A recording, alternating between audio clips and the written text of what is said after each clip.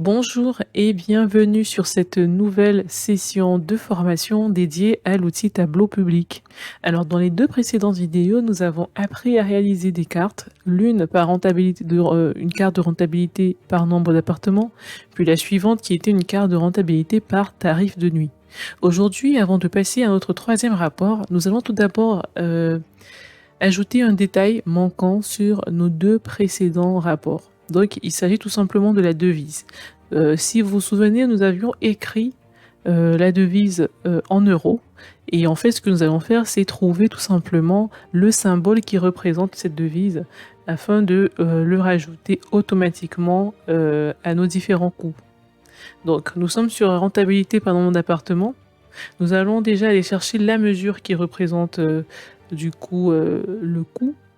Et une fois que nous l'avons trouvé, donc on sait que c'est tarif appartement. Donc on va donc sélectionner. Nous allons aller sur formater. Et dans formater, qu'est-ce que nous allons faire? Nous allons bien vérifier que nous sommes au niveau de volet.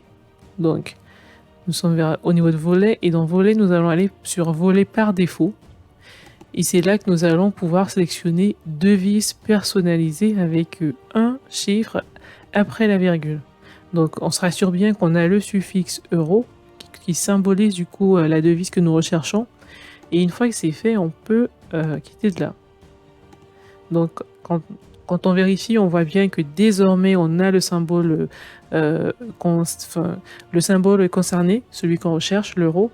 Et dans l'infobulle, on va pouvoir aller supprimer du coup le mot-clé euro que nous avions rajouté précédemment.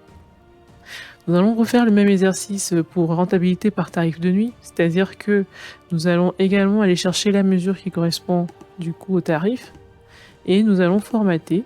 Dans volet par défaut, nous allons sélectionner le nombre et donc travailler sur des devises personnalisées avec un chiffre après la virgule et bien le suffixe euro. Voilà. Une fois que c'est réalisé, du coup, nous pouvons vérifier notre travail, aller modifier dans l'infobulle, donc supprimer le mot-clé euro et on a désormais du coup le tarif en euros avec le symbole concerné. Merci et à la prochaine.